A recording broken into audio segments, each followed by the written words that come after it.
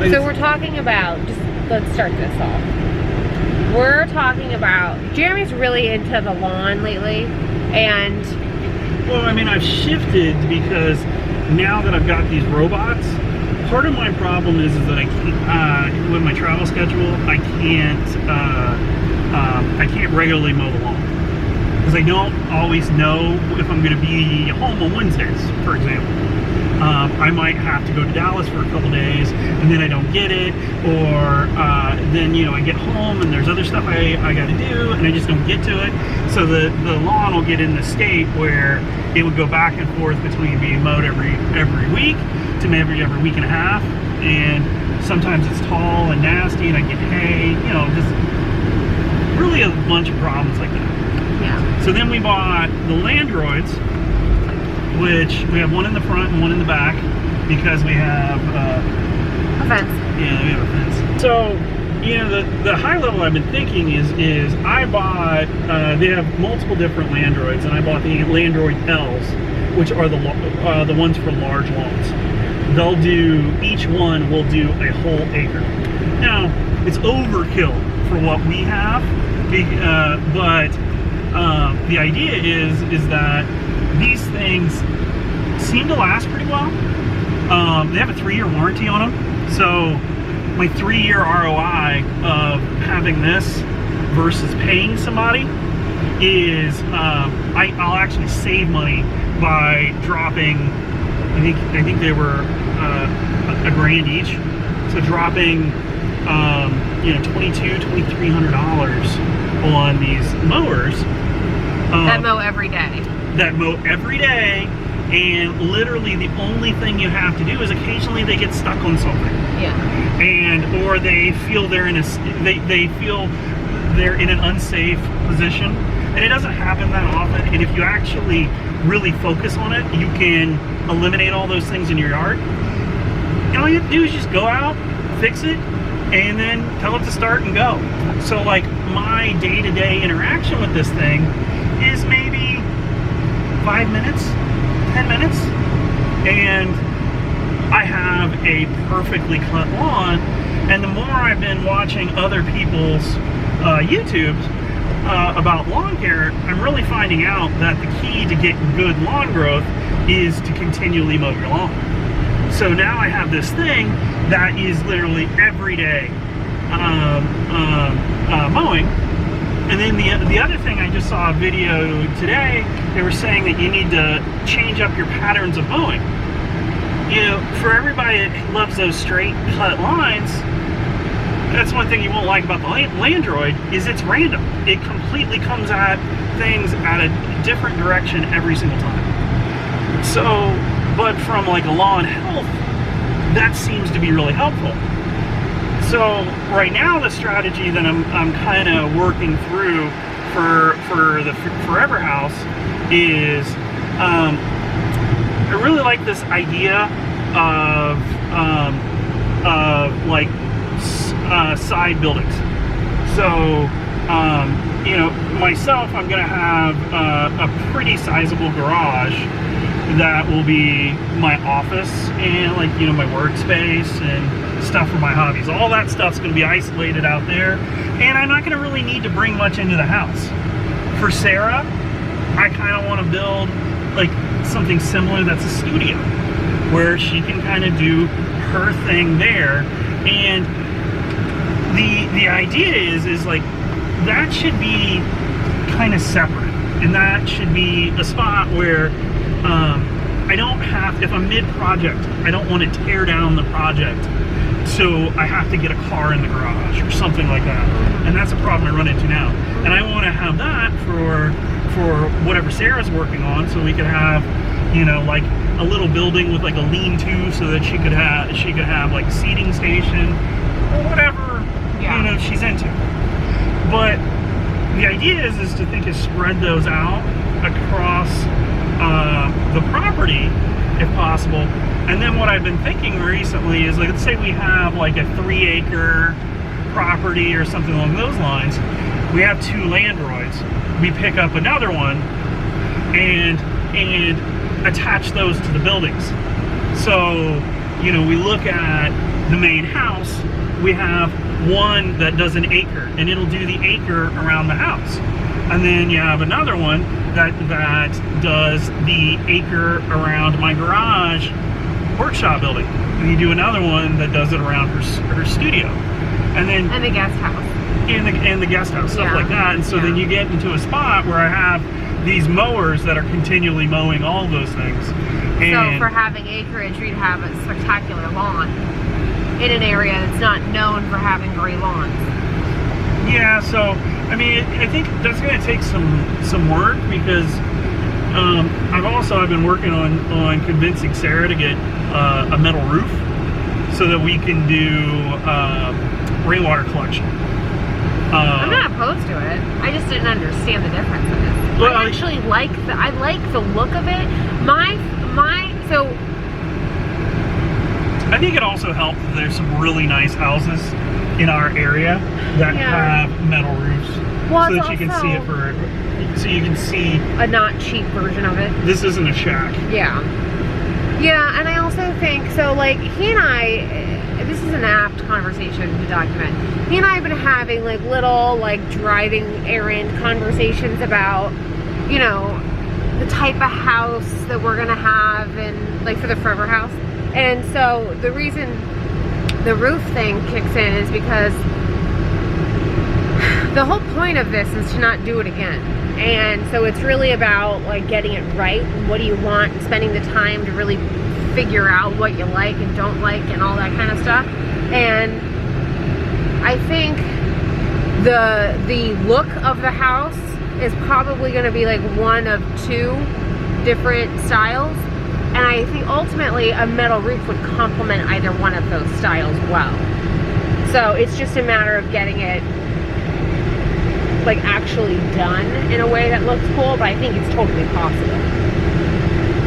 So I'm not opposed to, especially from the rainwater perspective, because especially from like a long-term sustainability, environmentally like not taxing, you know what I mean? Like it makes a ton of sense. I don't know if I even said that correctly, but like it makes sense to me why you would do that.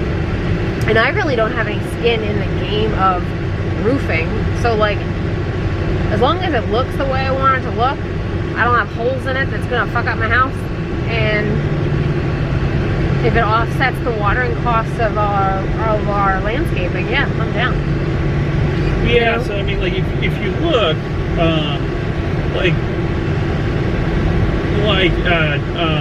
you can end up having 4,000 square feet of collection surface.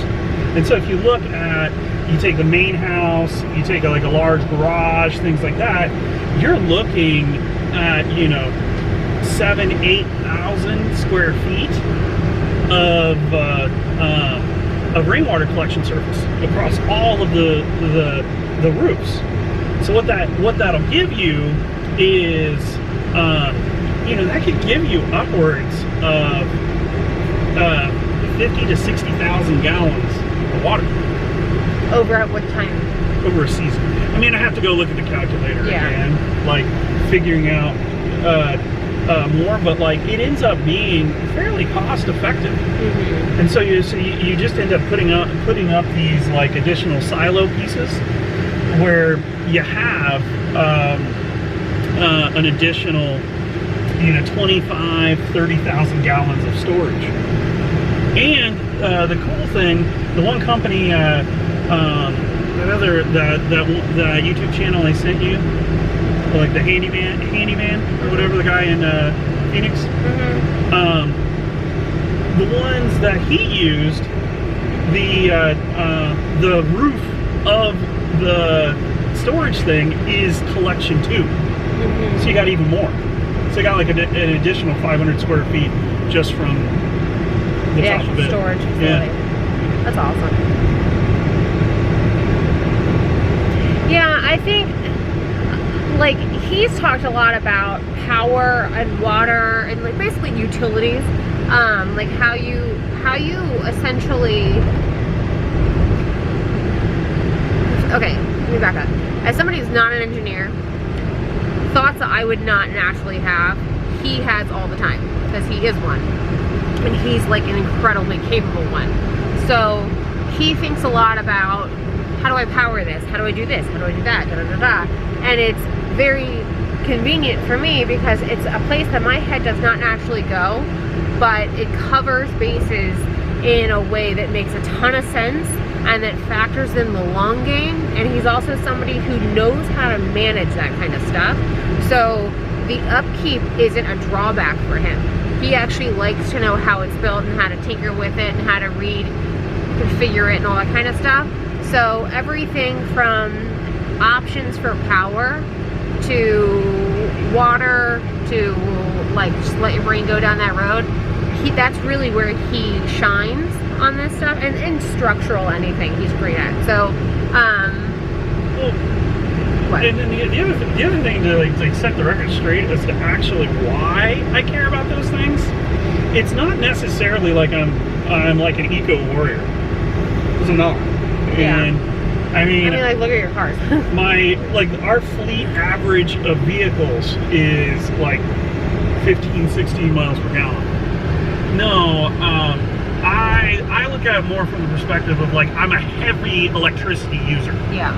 So like I have servers like that you would have in the cloud. I have those in the garage. So like our baseline power usage is really high. So like if I can do something where I can dramatically cut the power bill, I like those options. And then if I can take it a step further, where I can handle power outages. So like we get where we live, and I don't know if where we end up buying property if it'll be the same, but we get a power blip at least once or twice a month. Yeah. So like all of our internet stuff, all of that, all runs on UPSs because it's going to lose power.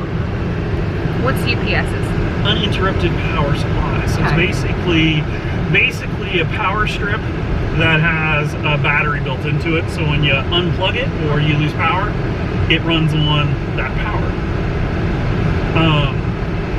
So I like the idea of having more capabilities like that, where one, I can cut down like our baseline power usage, because we're lucky. Texas has cheap power, but we still, because of air conditioners and all the electronics, we use a ton of power. Yeah. Like I think we pay 8 cents a kilowatt hour, and we usually have like anywhere from in the summer our electric bill is like $400 to $450 a month. I have to look again. It's on AutoPay.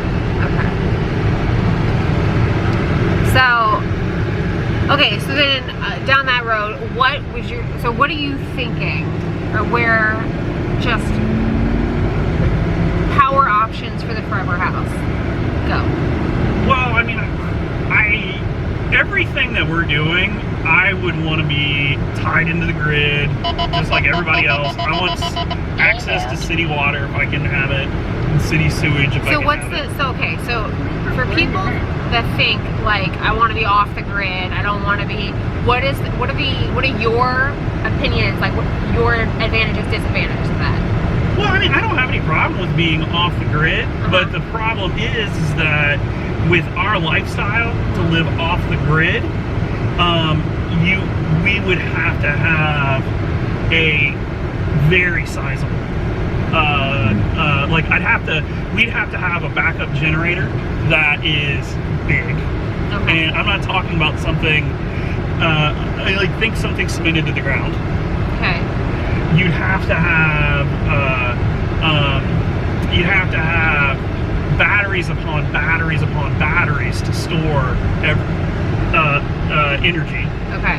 So I mean, like you're talking for our usage patterns. Yeah. You're talking about spending 150 grand. So it's just not practical for us. It's not practical, but like what I would want, and those are me taking swag numbers. Yeah. You know, maybe it's 100 grand or maybe it's 200 grand. Right. It's still, That's a lot. it's still a lot when, you know, there's other things you'd want to put that time and effort into. Mm-hmm. So I'd have to do more research. Most of what I want to do is more about offsetting. Okay.